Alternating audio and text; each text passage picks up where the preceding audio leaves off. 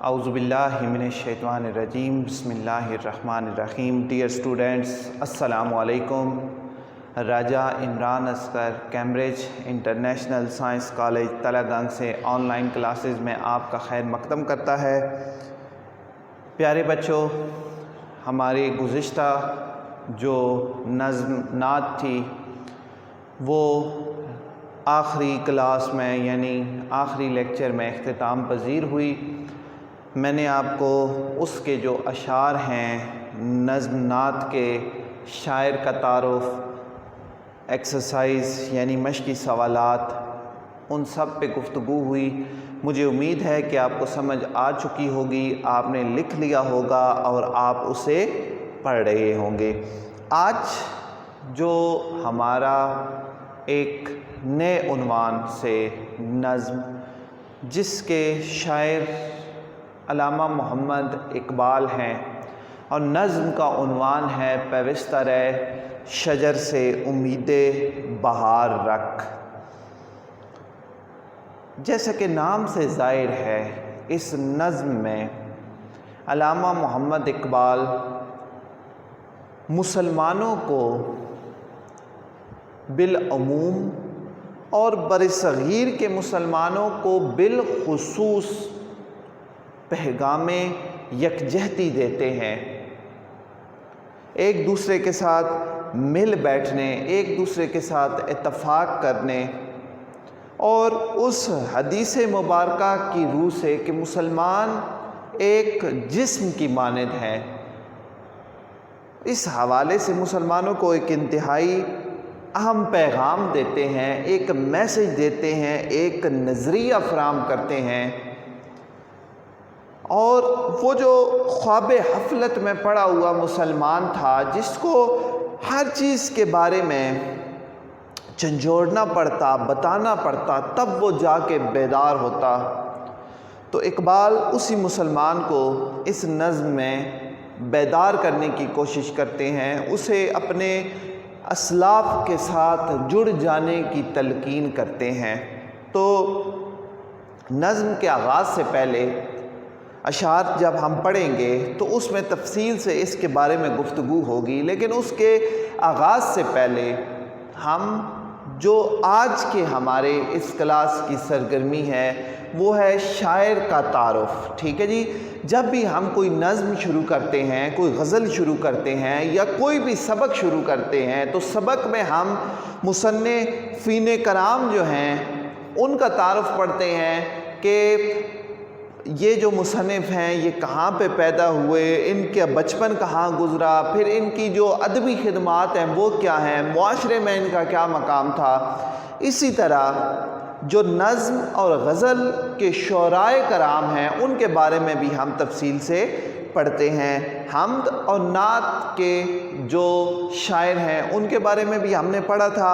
ابھی یہ تیسری نظم شروع ہوئی ہے، پیوستہ رہ شجر سے امید بہار رکھ، تو اس میں ہم شاعر علامہ محمد اقبال، کیا نام ہے جی؟ علامہ محمد اقبال۔ اقبال سے کون واقف نہیں؟ بچہ بچہ برصغیر کے اس مایہ ناز سپوت کے گن گاتا ہے۔ جب ہم عقل سلیم ہماری اس قابل ہوتی ہے تو ہم اسکول میں، ہم اداروں میں، ہم گھر میں، ہم ٹیلی ویژن پہ اس عظیم لیڈر، اس عظیم شخصیت کے گن گاتے بھی ہیں، سنتے بھی ہیں، سناتے بھی ہیں۔ مت سہل ہمیں جانو، مت سہل ہمیں جانو، پھرتا ہے فلک برسوں، مت سہل ہمیں جانو، پھرتا ہے فلک برسوں، تب خاک کے پردے سے انسان نکلتے ہیں۔ تو ایسا مایہ ناز شخصیت، ایسی زبردست پرسنالٹی جس کو تاریخ عالم اقبال کے نام سے یاد کرتی ہے، ہمارے قومی شاعر بھی ہیں، مفکر پاکستان بھی ہیں، نظریہ پاکستان، آئیڈیالوجی آف پاکستان کے خالق بھی ہیں، مسلمانوں کو ایک نئے راستے پہ، ایک نئی ڈگر پہ، ایک نئی منزل کی جانب گامزن کرنے والی جو شخصیت ہے وہ بھی جناب اقبال کی ہے۔ برصغیر کے مسلمانوں پر وہ احسان کرنے والی ذات جس نے ایک ایسا نظریہ پیش کر دیا، مسلمانوں کو ایسے تھاٹس عطا کر دیے کہ جن پہ عمل کر کے، جن پہ سوچ کے وہ زندگی کا ایک اہم فیصلہ کرنے کے قابل ہوئے اور محکومی کی زندگی سے نکل کر اپنا ایک الگ وطن بنانے کے قابل ہوئے۔ اچھا، علامہ محمد اقبال جو ہیں وہ 1870 میں پیدا ہوئے اور 1938 میں ان کی وفات ہے۔ ٹھیک ہے جی، یہ دو آپ نے چیزیں یاد رکھنی ہیں، یہ MCQs میں پوچھی جا سکتی ہیں۔ سیالکوٹ میں آپ پیدا ہوئے تھے، آپ کے والد محترم جن کا اسم گرامی شیخ نور محمد تھا، آپ یعنی علامہ محمد اقبال نے جو ابتدائی تعلیم ہے وہ سیالکوٹ ہی سے حاصل کی، گورنمنٹ کالج لاہور سے بعد ازاں تعلیم حاصل کی، اعلیٰ تعلیم کے لیے یورپ بھی گئے، لیکن زمانہ طالب علمی میں ہی انہیں مولوی میر حسن جیسے شفیق، عظیم، راست باز، پاک باز شخصیت سے زانوئے ادب طے کرنے کا موقع حاصل ہوا، تو جنہوں نے آپ کی جو شخصیت ہے اس کو چار چاند لگا دیے، اسی طرح پروفیسر آرڈنٹ سے بھی زانوئے ادب آپ نے طے کیا، وہ آپ کی ایک آئیڈیل شخصیت کے طور پہ ابھر کے سامنے آئے۔ مسلمان جو پستی میں ڈوبے ہوئے تھے، مسلمان جو محکومی کی، غلامی کی انتہائی ناگفتہ حالات میں اپنی زندگی بسر کر رہے تھے، جینا محال تھا، سانس لینا محال تھا، تو ایسے میں یہ مرد مجاہد اٹھا اور اپنی قوم کو فکر و عمل کی طرف راغب کیا، فکر و عمل کی دعوت دی۔ یہ اقبال کی شعری زندگی جب انہوں نے قوم کو شاعری کے ذریعے متحرک کیا، جب انہوں نے قوم کو شاعری کے ذریعے ابھارا اور اپنا مقصد حیات بتایا کہ برصغیر کے مسلمان 200 سال وہ پرانی زنجیریں جو مسلمانوں کی غلامی پر دلالت کرتی تھی، وہ زیور غلامی مسلمانوں نے اتار کر دور پھینکا۔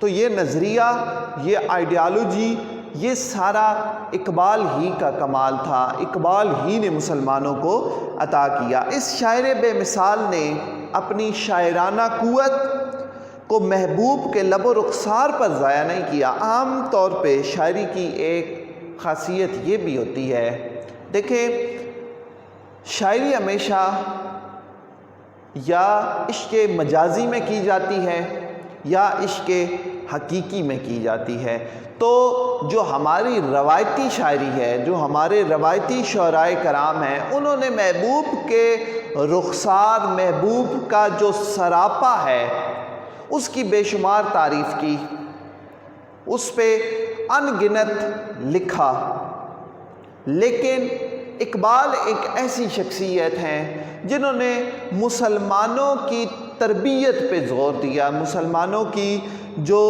محکومی ہے اس کو اپنی شاعری کے ذریعے ختم، ان کے جذبات کو، ان کے احساسات کو ابھارا۔ اس شاعر بے مثال نے اپنے جو الفاظ ہیں ان کو محبوب کے لب و رخسار پر ضائع نہیں کیا، بلکہ حقیقت کا ترجمان بنتے ہوئے قوم کو فلاح کا راستہ دکھایا۔ اوروں کا ہے پیام اور میرا پیام اور ہے، اوروں کا ہے پیام اور میرا پیام اور ہے، عشق کے درد مند کا طرز کلام اور ہے، عشق کے درد مند کا طرز کلام اور ہے۔ اقبال نے پرانی روایات اور وہ اقدار جو مسلسل چلی آ رہی تھی ان کے خلاف جنگ بھی کی اور روشن مستقبل کے خواب بھی دیکھے۔ مشہور نظموں میں سے مرد مومن، خودی، بے خودی، شاہین، عقل و عشق زیادہ اہم ہیں۔ اسرار خودی، رموز بے خودی، پیام مشرق، بانگ درا، زبور عجم، جاوید نامہ، بال جبرائیل، ضرب کلیم اور مغان حجاز، یہ آپ کی ایسی کتابیں ہیں شاعری کی جو افلاک پہ ایک تابندہ ستارہ بن کر آج بھی قائم ہیں اور لوگ ان سے استفادہ حاصل کرتے ہیں۔ ٹھیک ہے جی۔ اچھا، اقبال نے جو اپنی شاعری ہے، جیسے کہ میں نے یہ شاعری کی جو تصنیف ہیں اقبال کی ان کے بارے میں آپ سے ذکر کیا۔ اقبال کا جو آغاز شاعری ہے وہ بھی غزل گوئی سے ہوا، مگر زیادہ تر جو آپ کی توجہ ہے وہ نظم کی طرف برقرار رہی۔ ٹھیک ہے جی۔ اقبال نے اپنی جو شاعری ہے، جس طرح میں نے یہ آپ سے ذکر کیا ان کی کتابوں کے نام، ان کی نظموں کے نام، تو کائنات، خدا، ابلیس، عقل و خرد، تصوف، قومیت، مرد مومن، سیاست و مملکت اور خودی کا فلسفہ پیش کیا۔ خودی کو کر بلند اتنا کہ ہر تقدیر سے پہلے، خودی کو کر بلند اتنا کہ ہر تقدیر سے پہلے، خدا بندے سے خود پوچھے بتا تیری رضا کیا ہے۔ ٹھیک ہے جی۔ تو یہ علامہ محمد اقبال کے حوالے سے چند ایک باتیں تھیں جو میں نے آپ سے ذکر کی۔ یہ یاد رکھیے گا کہ شاعر مشرق، حکیم الامت، مفکر پاکستان، یہ ایسے القاب ہیں جو علامہ محمد اقبال کو عطا کیے گئے۔